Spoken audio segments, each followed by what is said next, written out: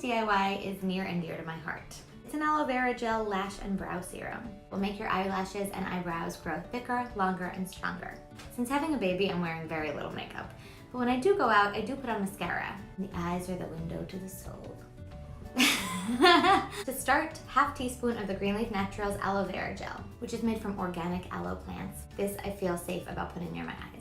Next up, a half a teaspoon of pure castor oil. And then you want to do a big drop of vitamin E oil. My dropper is really wide. If you have a small dropper, you might want to do two. All three of these ingredients stimulate hair growth. Then you mix it all together. If you go on Amazon, you can buy dry mascara wands called spoolies. I love that name. And apply like you would mascara. Make sure you don't get it in your eyes. And the same thing for your eyebrows. Fan them a little bit. I like to use this at night. Make sure it's completely dry, go to sleep, and in the morning when you cleanse your face, you can just wash anything extra off.